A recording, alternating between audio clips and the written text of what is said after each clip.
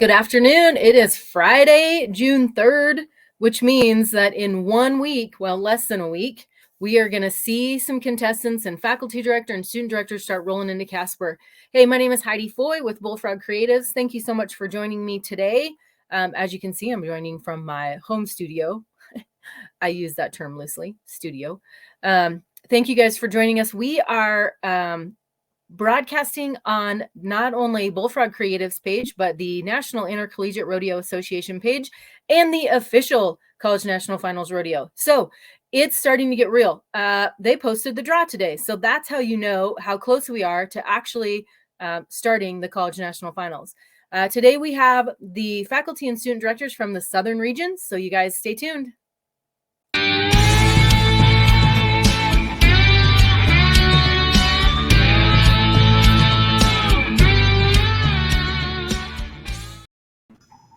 All right, and we are back with our special guests. Okay, there's a little bit of an echo. Does somebody have tabs open? This is the life that we lead. Technology is both a friend and is also very frustrating.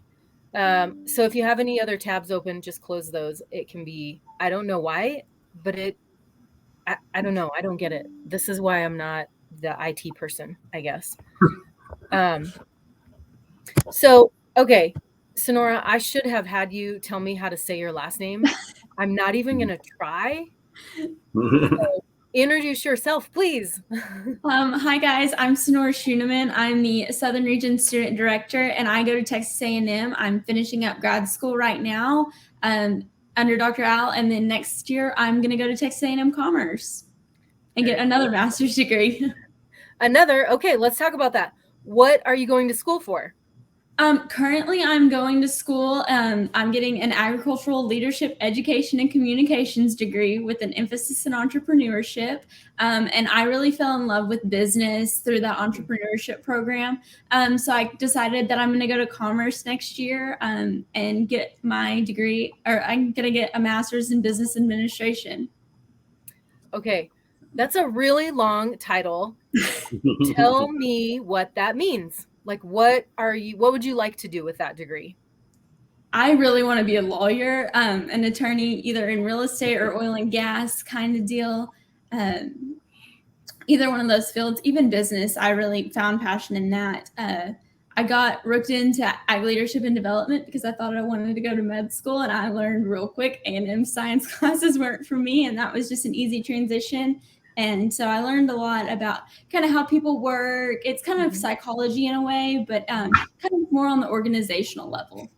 Gotcha. I would say managing others is definitely psychology would help in that area. So definitely. You're not done then, is what you're saying. So when you finish at commerce, then you'll go to law school. Yes, ma'am. Hopefully. Fingers crossed. Yikes. Okay. And I would say that that's my favorite thing to talk about, because I think so many students maybe wouldn't have gone to school if they hadn't have gotten the opportunity to college rodeo while there. And so I really enjoy kind of diving into that portion of college rodeo in particular. So thank you for sharing that. Definitely. Dr. Al, I saw all these things on Facebook this spring about retirement, and it's crazy. So first of all, congratulations. And I think, although that I did not ever go to school for you or rodeo for you, I still saw you in Casper for the last 20 years, and it's just not going to be the same without you. Well, here's the story. I'm going to be with us one more year for sure. Okay. And this is my last year as faculty director, but I will be coaching again next year. And what it all depends on is there is a capital campaign run by the Texas A&M Rodeo Alumni Group that is raising funds to actually hire a coach, because they're not going to find another dummy to do it for 25 years for nothing. So that's what it's kind of dependent. It all is centers around that and the success, and their goal is $1 million, and they're not halfway there yet, but they're getting there.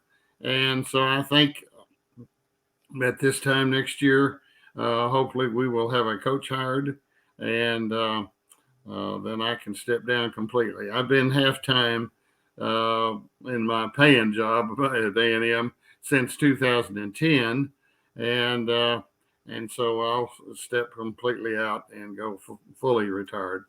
And but I'm definitely going to be around one more year after this one, and so I'm glad about that. And but I'm also ready for somebody younger and brighter ideas. The kids know I'm pretty set in my ways and stuff, and it's worked okay, but it's time to move to the next level, and now and being challenged by information technology is definitely one of my. The kids have to help me out a lot.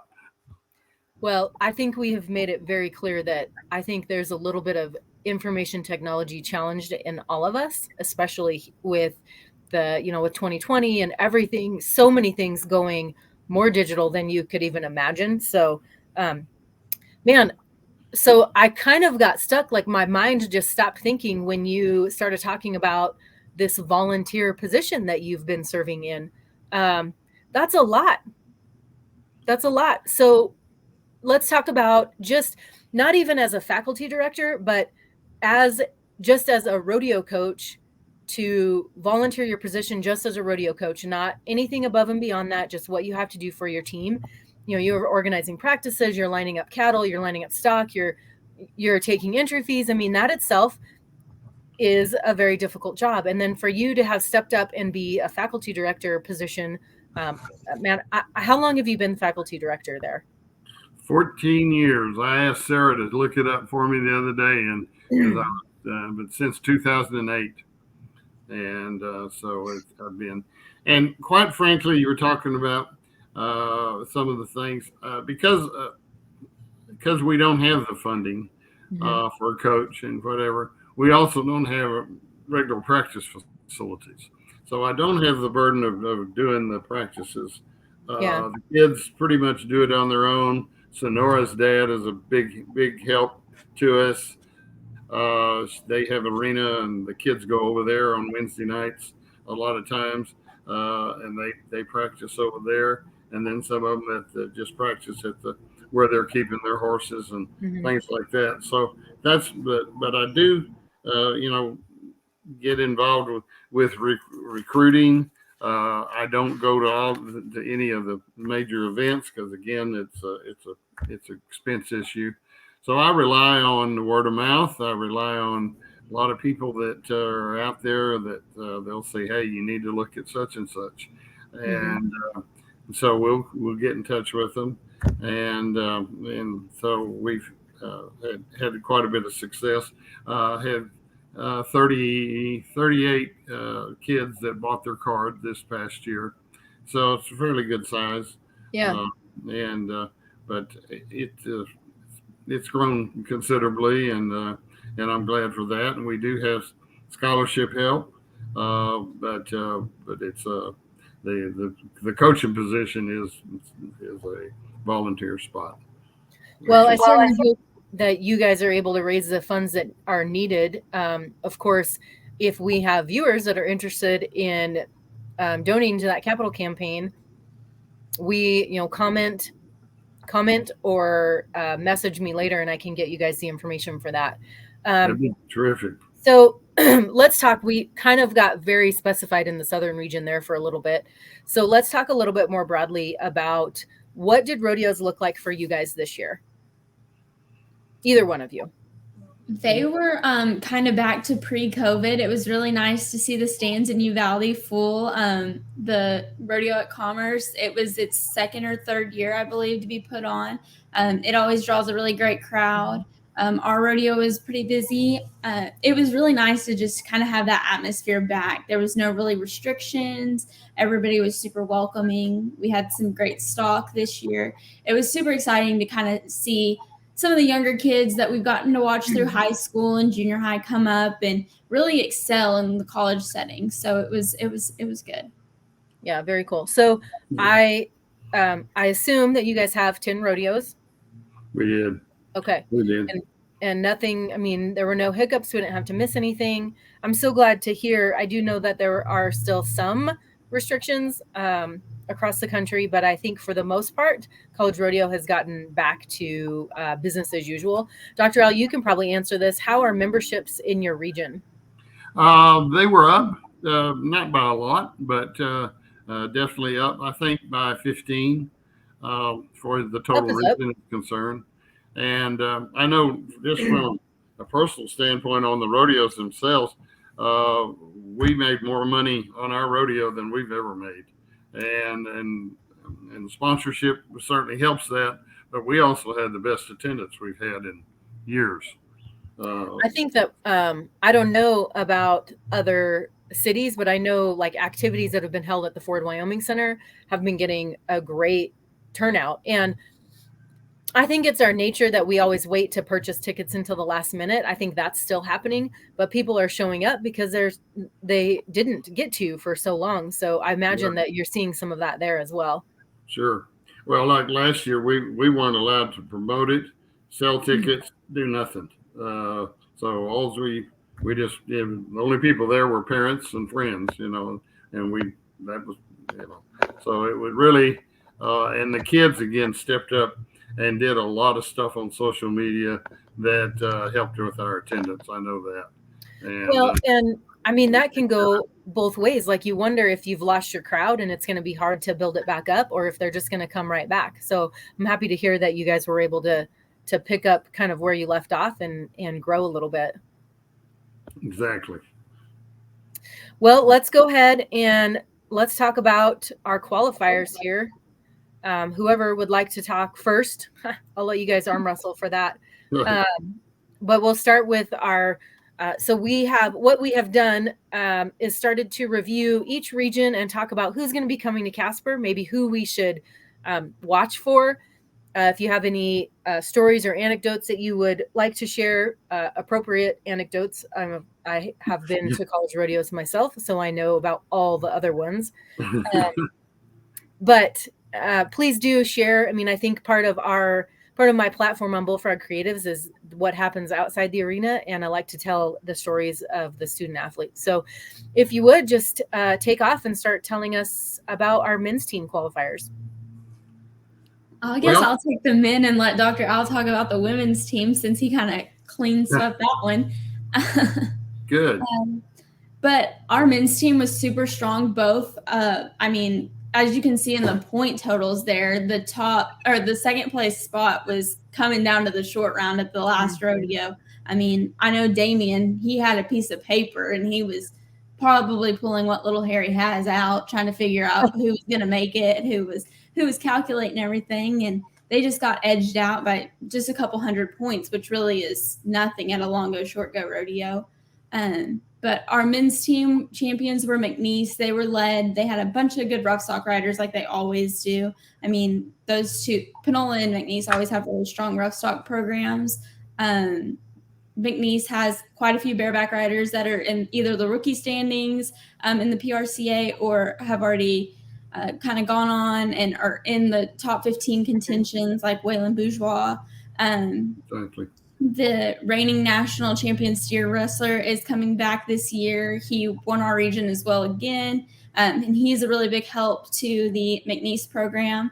On Panola's side, it was super cool. My dad helps kind of a few kids at Panola in the bulldogging.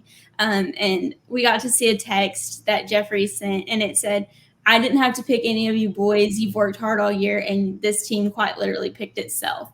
So it's really exciting to see some of those freshmen get to come on and qualify for their first CNFR. And some of them are kids that never really made it out of the state of Texas and have gone on to that national level of like membered rodeos, not something like Shawnee where you can just automatically enter. So that was really cool. They have Colt Dement coming back. A few rough stock riders. Macon is coming back on the team this year. He won the tie down last year. So it'd be really exciting to kind of see our national champions, see if they can kind of repeat their success from last year.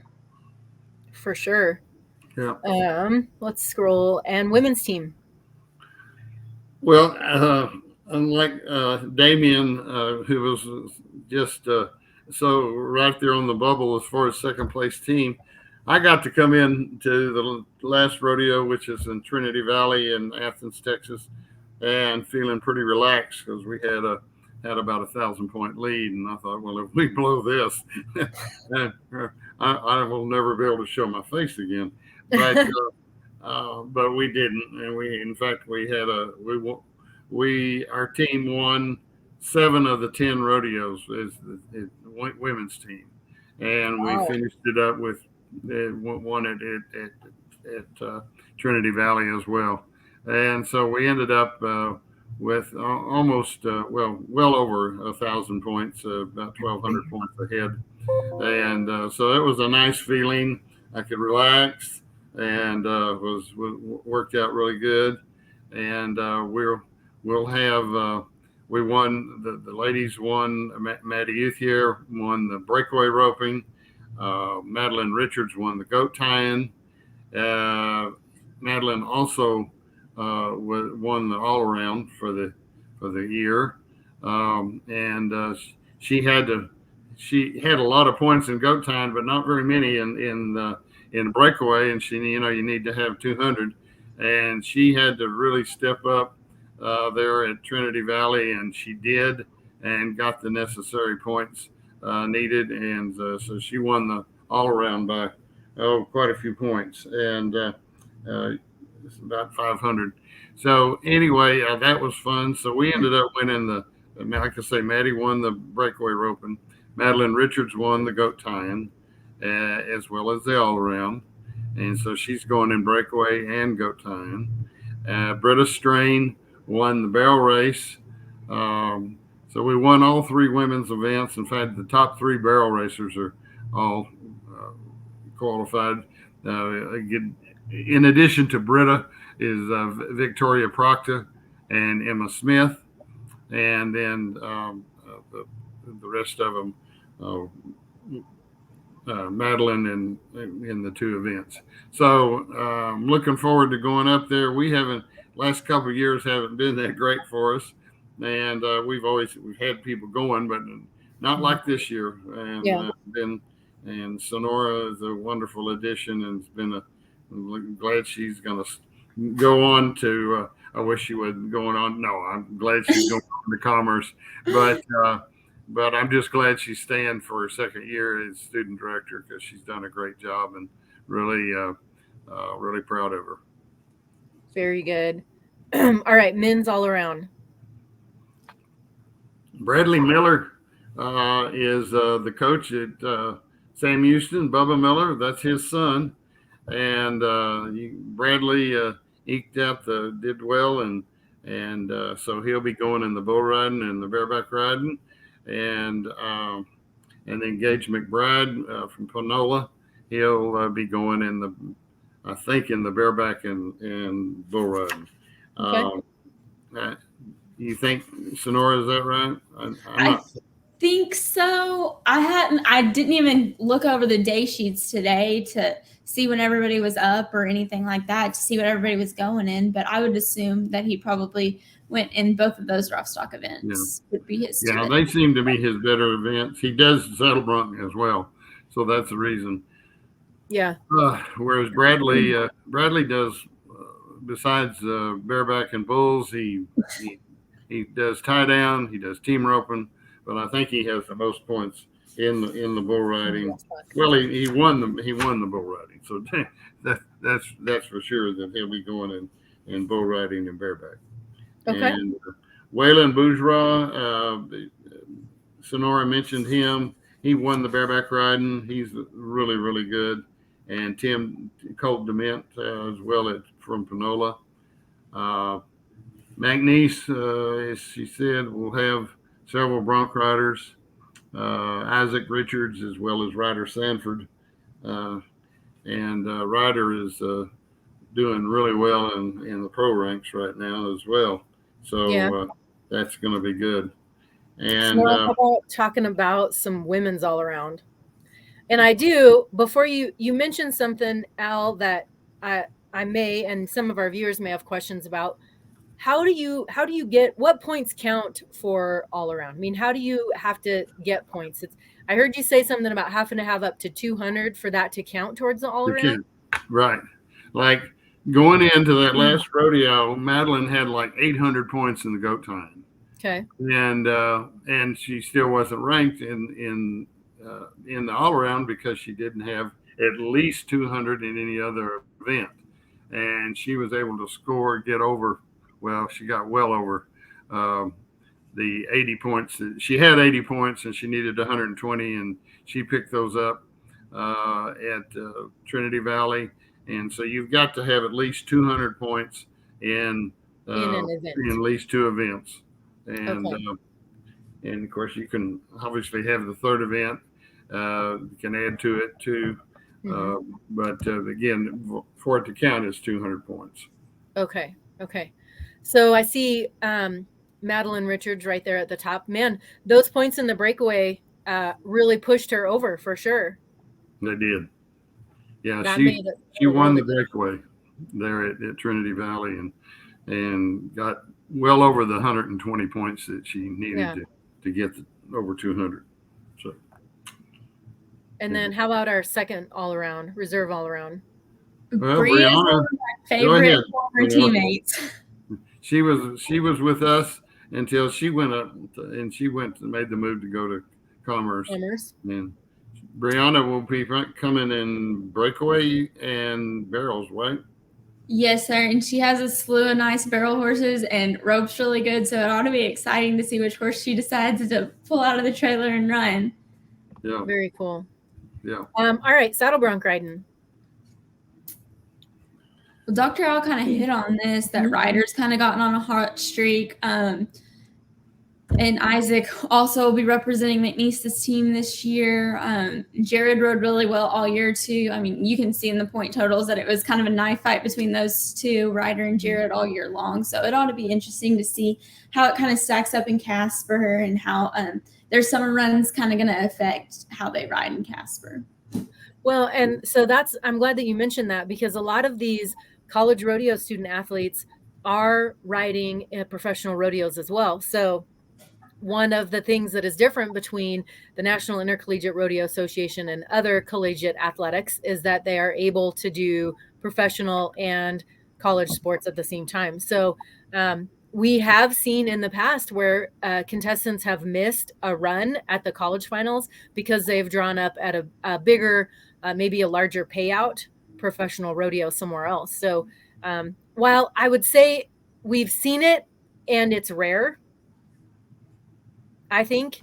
But again, these student athletes are still, I mean, it used to be just the men, and now women have more, with the breakaway roping, have more opportunities as well. So both the men and women are now kind of looking at their schedules a little bit differently too. All right, bareback riding.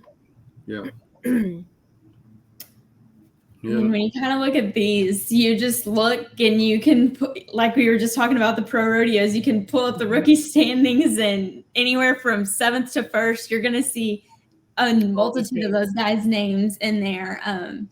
Lane McGehee, he was a previous college national champion. He's made the circuit finals here in Texas quite a few times. Like we said, Gage won 2nd in the all-around behind Bradley. Bradley and his dad have a really great program. Workout regimen wise, I'm sure getting ready to kind of mentally prepare him to go to Casper. I know he's grown up getting to go, but now it'll be different, kind of getting to be behind the chutes and everything. And then Waylon, Colt, Cade, I can attest that I know they've been getting on a bunch of horses to get ready. So that's just going to be interesting to see how those 6 are going to kind of come in and take it away. So I know that one of the things that I feel like is a benefit for our student athletes is that they're riding similar stock at the professional level as they do at the collegiate rodeos. Do you guys find that to be true in your region as well? For sure. Sammy Andrews provides quite a bit of our rough stock, as well as Pickett Pro Rodeo Company. Pickett has probably more horses at the NFR than any other single contractor. he puts on the Hill Rodeo, and I think he provides horses for several others. So these kids are getting on some really good stuff. Yeah. It's not very often. I think more at the high school level, we hear that the stock that they're getting on at the high school finals is just a little bit stronger than what they've gotten on year round. And we don't really hear that at the collegiate level because the student athletes are riding the same caliber of stock all year. Right. I agree. Yeah. All right. Bull riding. Well, you can see Bradley. We mentioned There he is again. He won it, and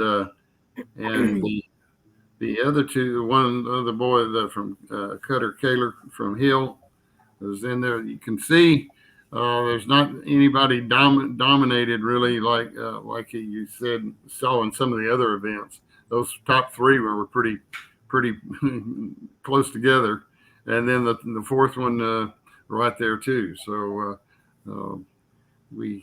I think we only had about 22, 23 bull riders period, and we don't have that. Those numbers are down somewhat. Mm-hmm. All right, we will keep going. Tie down roping. This was one of those events that was giving Damien a little bit of a headache. He was kind of stressed about it because if you see the third and fourth guy were pretty close in points, and a short round rodeo is only 80 points. So that wasn't even a separation there. But Case Paquet is a freshman. He went to Sam Houston. He is from Louisiana. He got to rodeo in Region 5 here in Texas, so I've gotten to watch him a lot throughout the high school ranks. He ropes really well. I think he handles pressure well. He came behind at multiple college rodeos in the short round and ended up winning the average. So I think that's a testament to kind of the high pressure situations that he's put himself in going up, and I think it'll really help his performance at Casper.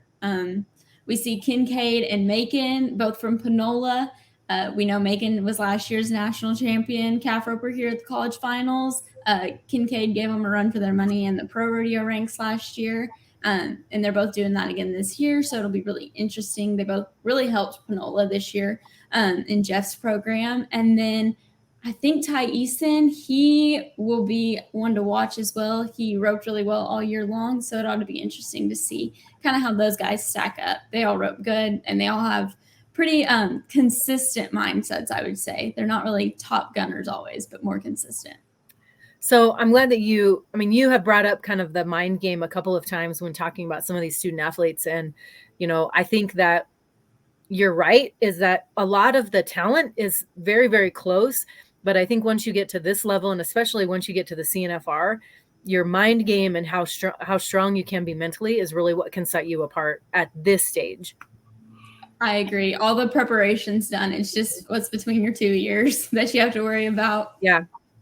Which that could be scary for some people. Yeah. All right, steer wrestling. Well, Ryan Nettle goes to Texas A&M Commerce. He's had a really good year, consistent year, and he's bulldogging as good as I've watched him for 4 years, and he's bulldogging as good as I've ever seen him bulldog.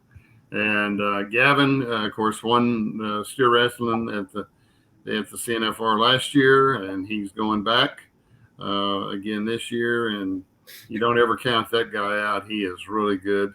Jake Kayla is the newcomer, and he will be is able to come with the Sam Houston group.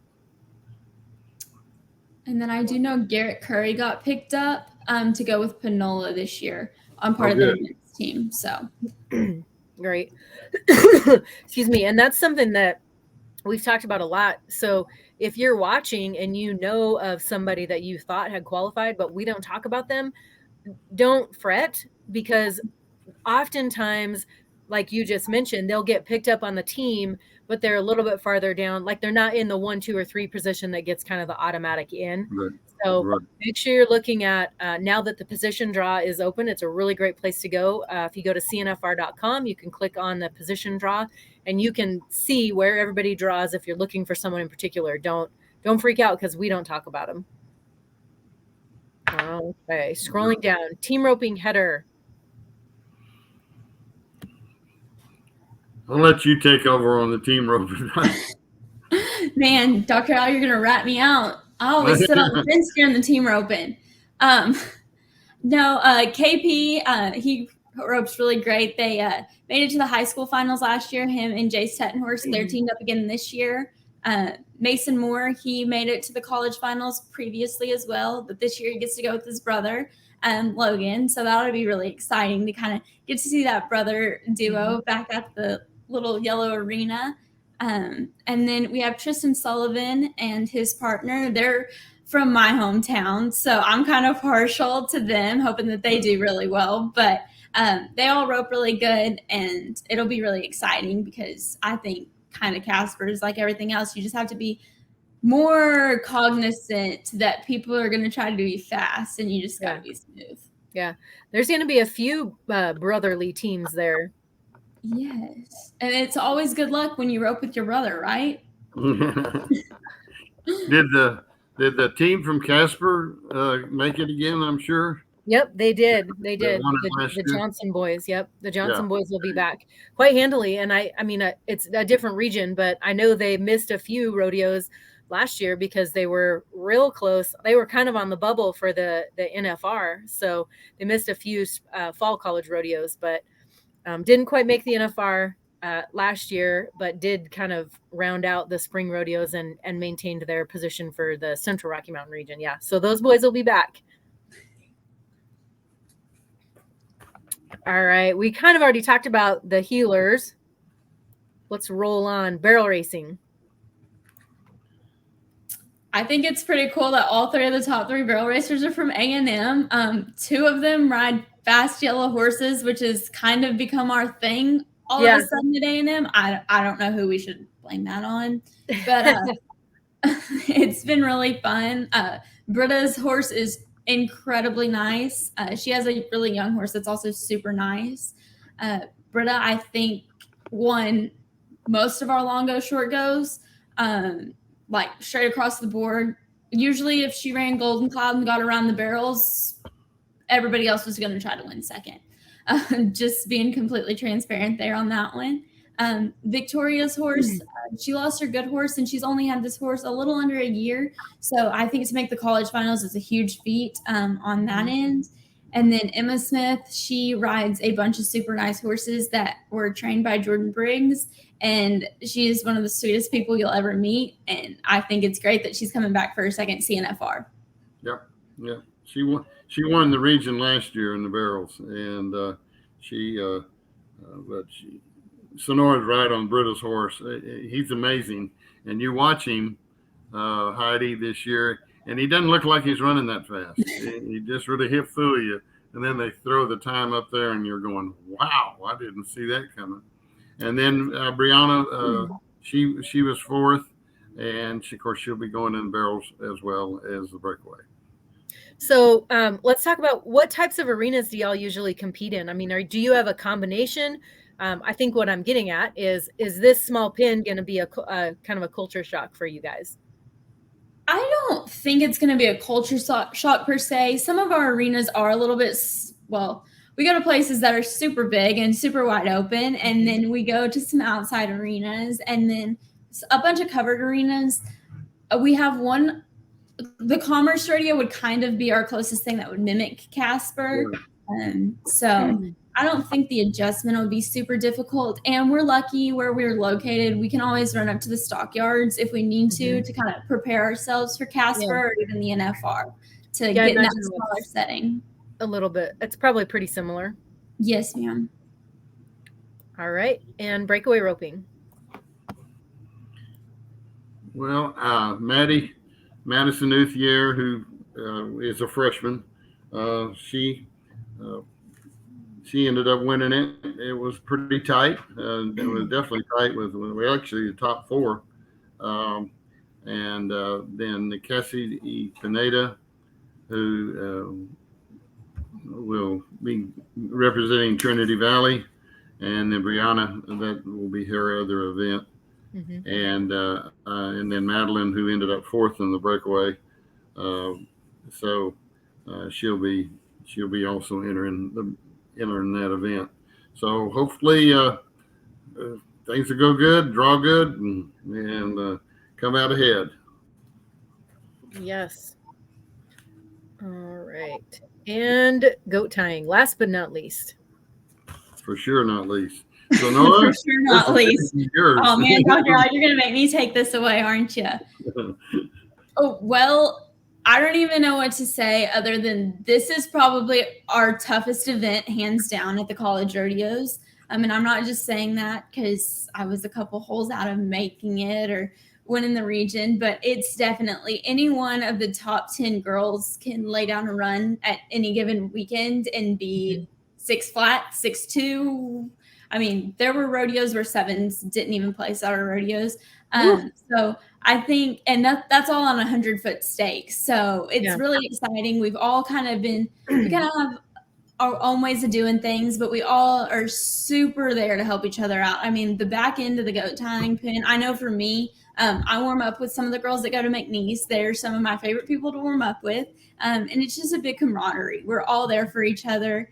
Anytime anyone makes a good run in the middle of the arena, one of us will, whoever's being the event director, will run out there and give them a high five or give them a hug. And I think that really is a testament to our region because we know how tough it is. And we're not discounting anyone. We know if we stump our toe, it's on us. And congrats to the girls that didn't. I'm looking forward to a return trip with one of my good friends, Mercedes. We both made it our freshman year and hadn't gotten to go since then. So we're kind of ready to go back to Casper. Madeline, she is coming off of her national high school championship, and she's a freshman. I've loved watching her tie for years. I've always said she's one of my biggest heroes. I want to tie like her. So it's really exciting to kind of get to finally compete against her. Cameron Duncan, she's always a force to be reckoned with in the goat tying or the breakaway.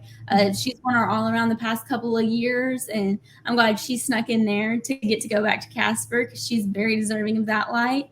And then our last goat tire that we got to pick up would be Macy Merrick. She's going to represent Commerce's team. And like I said, she was one of the high calls back last year, had a little trouble in the short round. So I'm sure she's looking for a little bit of redemption when she goes back this year. For sure. That sounds awesome. I'll have to say one thing. Sonora, you're the one that told me about Madeline Richards. I am. Talking about Heidi is that, and this was, I think, when she was a sophomore in high school, and Madeline is from the Panhandle of Texas, which is a long ways from where Sonora lived. But she said, "Dr. Al, you better keep her." And everybody was after her. But she had made up her mind she was coming to A&M, and we're glad she did. Yes. Well, that's interesting. I mean, I think a lot of college coaches really do rely on their current kids to recruit more, which makes sense because coming in as a freshman, who you've been competing with for the last 3 or 4 years. So it's a really easy kind of pipeline, I guess. Yes. Absolutely. Luckily for me, I kind of gotten to stay in that high school rodeo scenario with my little sister. She just got to college this year, so we've been kind of in that trench to see who's really standing out and everything. So yeah. Easy route. Well, do you guys have anything else that we must know about the Southern region before you guys get to Casper? We're glad we don't have to do the style show. We're glad we don't have to dance in the style show. We are glad. What? Come on. That's not your favorite thing to do when you're here? Hey, Dr. Al kind of nudged me and just looked at me at that meeting and said, "Do not raise your hand." And I didn't know what all it entailed. But you go, Chase. We're rooting for you, buddy. Yeah, so what region is doing it this year then? The Ozark region. Okay. Yeah. And come watch the dance. We support it through things that we donated to the auction, and I go to it every year. And when the year my wife went to it, we supported it a whole lot more. You might have raised your hand a little bit. She found out I had some team ropers that could take the stuff back, and boy, she went to work. Whoops. So for those of you guys that are watching, there is a style show, and it's a benefit truly for the National Intercollegiate Rodeo Association alumni group, which is where a lot of the scholarships come from. You're gonna have to correct me on this, Dr. Al, because I don't know for sure. But when you qualify for the college finals, depending on where you are or where you qualify, you get a scholarship, and that scholarship is given to the school that you qualify in your name. Correct? I think it's for the champions only.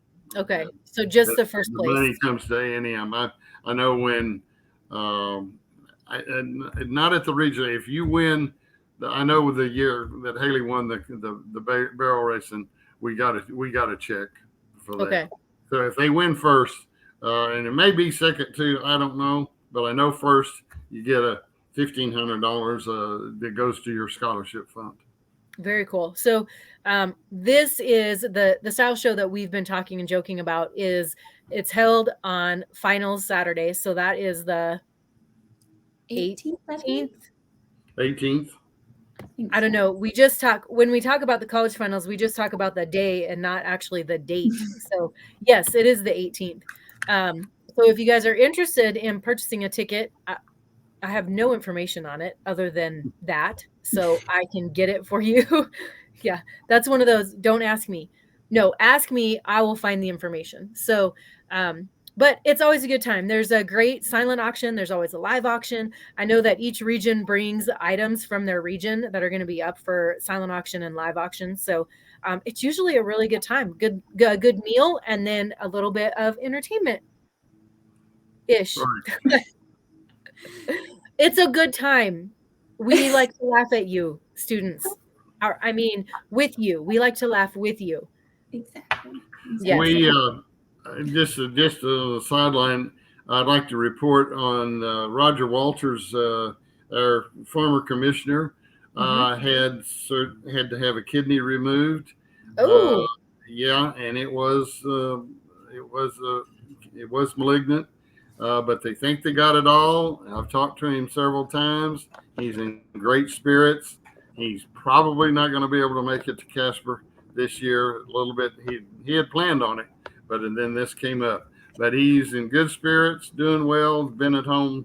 I think he was in the hospital 3 days, and they got it taken care of. But he's doing good. Well, I can't even imagine what kind of patient Roger is. I bet ML is ready for him to be back on full cylinder so she can get him out of the house. Out of the house, yeah. And those nurses that had to take care of him, the ration of, I just can imagine. He's a great guy, and we love him on this platform as well. So our prayers and our thoughts go out to he and his wife and his family through this. So hopefully he'll have a pretty good recovery. Thank you for that. I appreciate it. Yeah. All right. Well, we are coming up on the 1 hour mark, which is usually how it goes around here. We tend to talk a long time. Thank you guys so much for joining us. I appreciate your time, and we'll see you in just a few days anyways. Yes, we will see you next week. You guys drive careful. All right. That is our conversation for today with the Southern region. Thank you guys so much for joining us. Again, if you're watching on any of our 3 platforms, make sure you go and follow the other 2. So Bullfrog Creatives, the National Intercollegiate Rodeo Association, and the official CNFR page. You're going to see a lot of outside the arena stuff on Bullfrog Creatives, and you're going to see a lot of results on the official CNFR. So depending on what you're looking for, I think we can get you hooked up. If you guys are looking for something in particular, shoot us a message and we'll try to, we aim to please. So you guys have a wonderful weekend. Happy Friday. Perfection almost looks easy.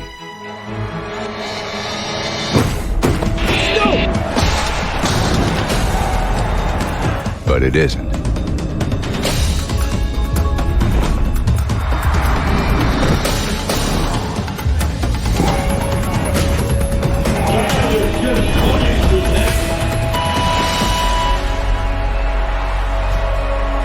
Here's to those who go the distance.